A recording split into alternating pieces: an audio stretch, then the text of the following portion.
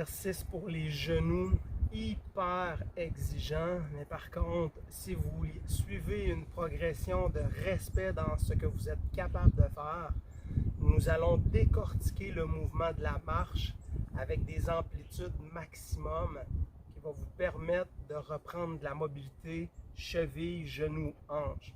Mais encore là, vous devez écouter vos limites et il y a des facteurs de progression. Je vais quand même vous montrer, au lieu de le faire au sol, vous pouvez le faire avec votre lit parce que c'est plus facile, ça demande moins d'amplitude exagérée au niveau de l'articulation. Mais ce que vous allez voir présentement, oui, c'est exigeant, oui, vous allez forcer, vous allez peut-être même créer des douleurs, mais il va falloir que vous passez par là si vous êtes des gens qui souffrent de douleurs articulaires de tout le bas du corps ainsi que de la hanche. Nous allons nous placer, toujours important d'avoir des blocs ou des ballons ou des roller foam pour pouvoir aller garder la stabilité et pouvoir faire des facteurs de progression parce qu'avec les appuis, ça évite d'avoir tout le poids du corps sur vos articulations. Si je fais un mouvement de marche exagéré, ma cheville doit travailler, mon genou doit travailler, ma hanche doit travailler. Donc, si je m'en vais vers le sol avec mon genou, ma cheville va travailler si j'ai un manque de souplesse au niveau de la cheville, ce qui est le cas. Parce que je ne peux pas avoir de problème articulaire si toute la souplesse de chaque articulation mobile de mon corps est adéquate, je ne peux pas avoir de douleur. C'est impossible. Okay? Donc, on veut ramener l'équilibre articulaire de chaque partie, chaque pièce articulaire de votre corps, qui part des orteils jusqu'à la hanche et du dos. On va déposer le genou au sol. On revient en déroulant le pied. C'est le mouvement de la marche, mais à amplitude extrêmement maximale. Je dépose mes fesses sur mon talon de la jambe opposée. Je vais déposer mes orteils. Cet angle-là n'est pas idéal. Je dépose mes orteils comme ça ici pour être capable de refaire le mouvement décomposé vers l'arrière. Je viens au sol. C'est certain que je vais avoir des douleurs, mais restez plus haut, ne descendez pas au sol, arrêtez avant, à l'endroit où est-ce que ça vous limite. Mais vous allez devoir quand même essayer à un moment donné d'aller chercher, même s'il y a de la douleur, pour aller forcer l'articulation à reprendre sa mobilité par les mouvements naturels des muscles qui se mettent en tension et qui tirent sur les os. Je reviens, je fais un déroulement de ma cheville jusqu'au bout des orteils, je dépose mon genou au sol et moi, mes orteils sont trop en tension, les fasciites plantaires, mon fascia en dessous du pied est tellement rigide que mon genou ne veut pas se déposer. Je vais utiliser le poids de mon corps et me repositionner. Et je viens faire la même chose, déposer mon genou devant.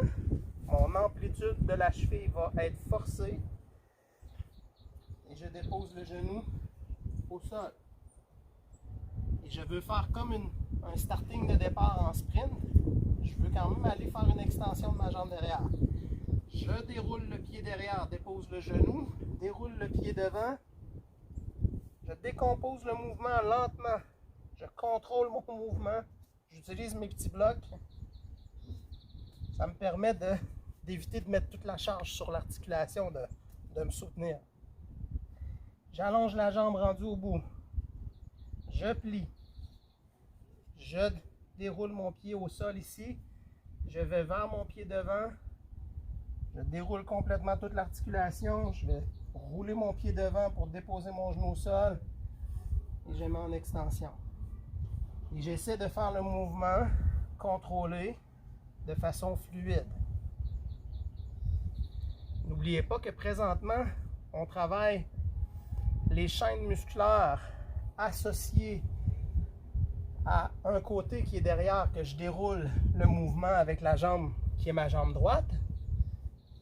Mais le déroulement ne se fait pas de l'autre côté de la même façon.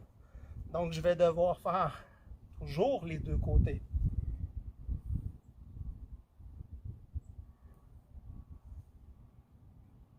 Le mouvement semble le même du côté droit que du côté gauche, mais non, ce n'est pas le même. On n'est pas dans la même stabilité articulaire dans cette position-là pour le côté droit et pour le côté gauche. Donc, je dois changer de jambe et faire le même déroulement des deux côtés pour aller chercher les chaînes musculaires et les stabilités articulaires au niveau du bassin qui sont différentes par rapport à une jambe qui est devant et une jambe qui est derrière, ne fait pas le même travail, il n'y a pas les mêmes tensions. Je dépose le genou au sol. Toujours bien important d'aller le gros orteil. Toujours problématique le gros orteil parce que la majorité des gens vont avoir un pied soit vers l'intérieur, soit vers l'extérieur.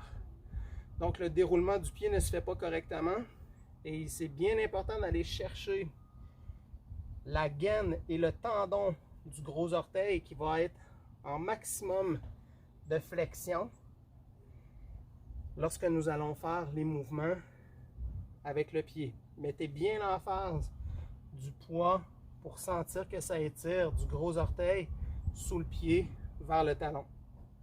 Très important.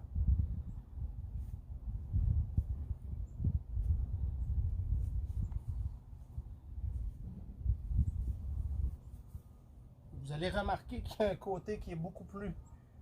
La fluidité et la complexité du mouvement demandent parfois un peu plus d'effort. Souvent, ça peut être...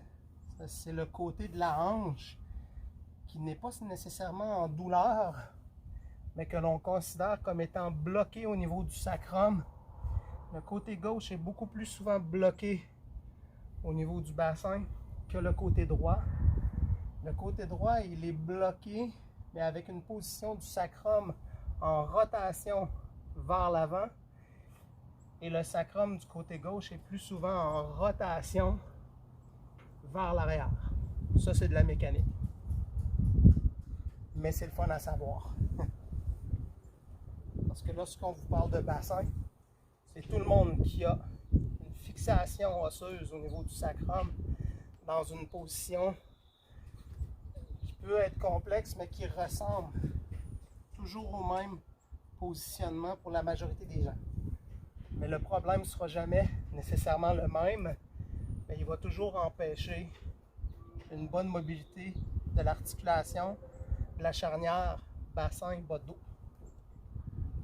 Et vous voyez que moi, j'ai la fluidité, le mouvement que je fais avec ma jambe gauche qui est derrière, c'est bloqué, c'est moins souple, je sens que le mouvement il coupe, rendu au niveau du bassin, il y a comme, au lieu de rouler rond, ça roule carré.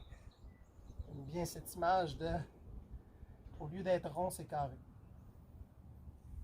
Et c'est certain que si vous avez des problématiques au genou, que là, nous venons de faire un exercice qui va augmenter les douleurs parce qu'on force l'articulation, mais c'est grâce à ça que vous allez tranquillement recouvrer une flexibilité articulaire. On n'est plus dans les muscles, on est vraiment dans les os.